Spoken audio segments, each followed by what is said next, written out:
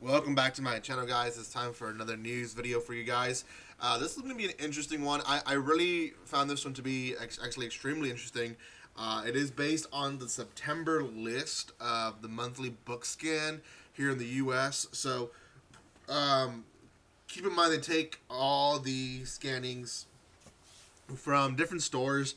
It'll explain right now here in the article.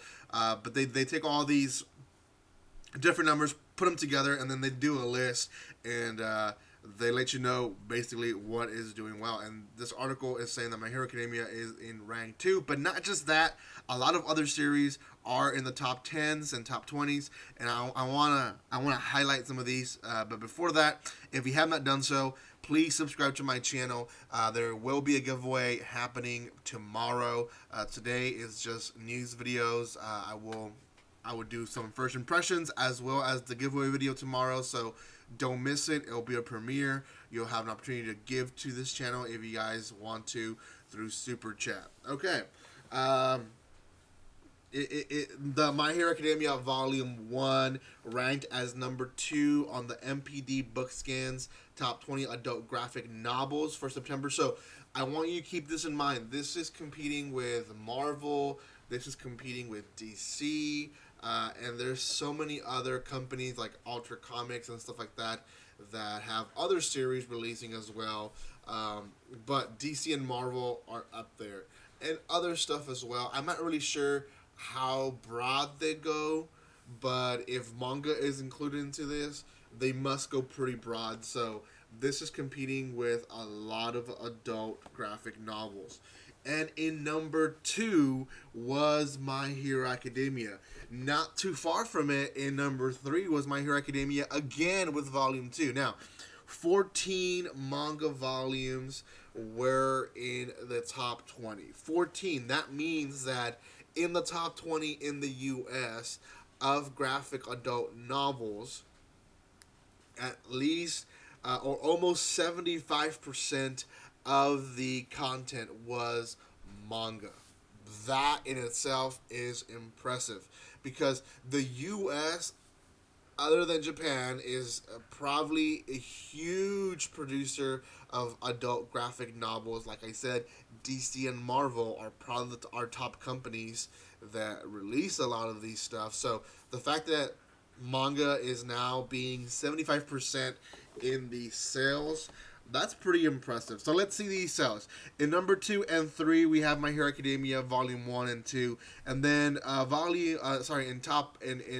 the number 5th place, we have Dragon Ball Super Volume 10. Now, I do want to say, I personally would be surprised that a lot of these would not be volume ones, to be honest, because volume ones tend to sell a lot. Volume 5, volume 13, volume 26, random numbers like that don't usually sell so well. But this one is not too surprising because it is Dragon Ball Super. A lot of Americans are into Dragon Ball. So Dragon Ball Super Volume 10 was in number 5. In number 6, Demon Slayer. Another one that I'm not too surprised to be a random volume, but Volume 16 was in number 6. The latest My Hero Academia. My Hero Academia is here quite a bit. But the latest one, Volume 24, was in 7th place. And right next to it in 8th place was the Demon Slayer Volume 1. Again, Volume 1s, won't be too surprised if there's multiple of them because a lot of people will buy Volume 1, maybe 2 and 3 as well, just to try out the series. If they decide they like it, some people take a while to buy the entire series. Some people wait until the entire series is released and then they buy collectible boxes. Some people just read it online because they kind of like it but don't really want to collect it. So one volumes 1, 2, and 3 are probably going to be the most popular ones. So again, very not surprised that Demon Slayer, not the newest one, but probably the latest hyped in the U.S. when it comes to like real hyped up. It's Demon Slayer, and I see why it's in top 10. Now to the top 20 through 11. In 11th place was Venus in the Blind Spot. Now, this is a little bit of a surprise. Not a lot of people know who Junji Ito is. Junji Ito is probably the best horror manga artist right now, or I would say one of the best ever, by far. And but I'm so surprised. Not a lot of his work is well known, well talked, discussed at all here in the U.S. Although we do get quite a bit of his manga released here in English. So Venus in the Blind Spot, to be honest, surprised to be in 11th, but it was in 11th place. In 12th place, Spy Family Volume 2. This is also a surprise. Very new series for Volume 2 to get that many sales. 12th place. Oh, sorry. Yeah, 12th place is pretty impressive. In 13th place, again, My Hero Academia for the 4th time, but this time for Volume 3. The Promised Neverland Volume 1 is in 14th place. Again, not too surprised. Promised Neverland, pretty popular. It is losing traction, but it will pick up again once Season 2 releases in the next few months. Tokyo Ghoul Volume 1, again, not too surprised. In a way, I am surprised, but where it's at 17th place, not too surprised. But Tokyo Ghoul, been a few seasons, I know at least a year or two since Tokyo Ghoul came out. I mean, they released Tokyo Ghoul Re last year, I guess. But Tokyo Ghoul, not as popular. We're coming into a new era of new anime watchers that haven't watched Tokyo Ghoul. So, a little bit surprised, but it's up there still. In 17th place, Toilet Bound Hanako-kun. That one is a surprise, Volume 1. I didn't think it would get a lot of it. I will say, I do have actually the first volume. I don't think I bought it in September, though. I think I bought it before September, but I have the first volume somewhere, but I know I have the first volume. It is very beautiful of a volume, I will say that. So maybe it got traction because of how it looks. I don't know.